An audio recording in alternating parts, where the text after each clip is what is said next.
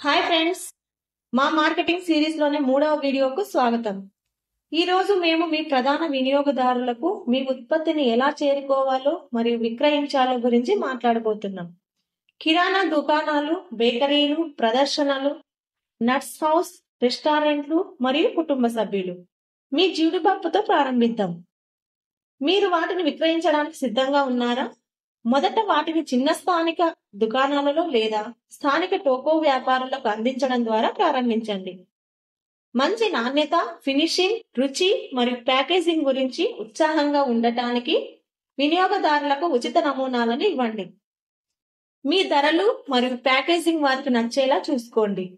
ఈ విధానం కిరాణా దుకాణాలు, బేకరీలు, ప్రదర్శనలు, రెస్టారెంట్లు మరియు వారి కుటుంబాలను అర్థం చేసుకోవడానికి మీకు సహాయపడుతుంది. మరియు వారు మీ జీడిపప్పులను మంచి విలువ మరియు ఆకర్షణీయంగా చూస్తారని నిర్ధారించుకోండి.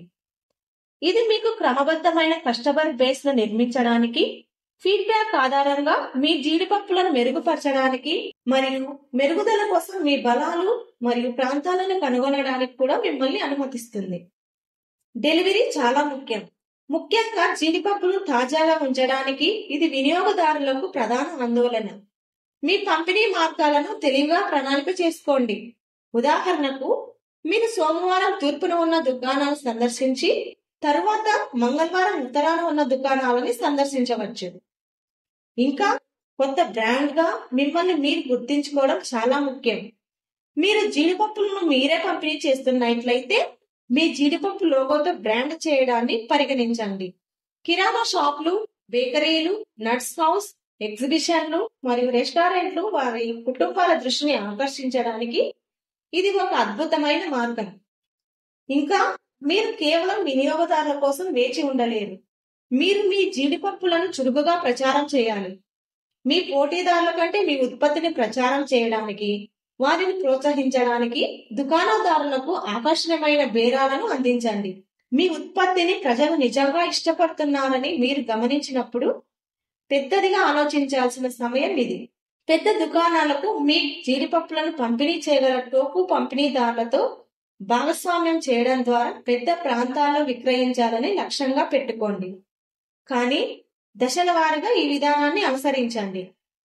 మరింత విస్తరించడానికి ప్రయత్నించే ముందు మీరు స్థానికంగా విజయవంతం అయ్యారని నిర్ధారించుకోండి.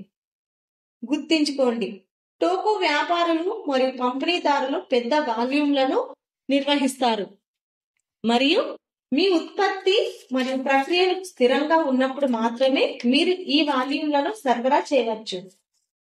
ఇన్స్టాగ్రామ్, ఫేస్బుక్ మరియు యూట్యూబ్ వంటి సోషల్ మీడియా ప్లాట్ఫామ్లలో మీ జీడిపప్పులను ప్రదర్శించడం మర్చిపోవద్దు.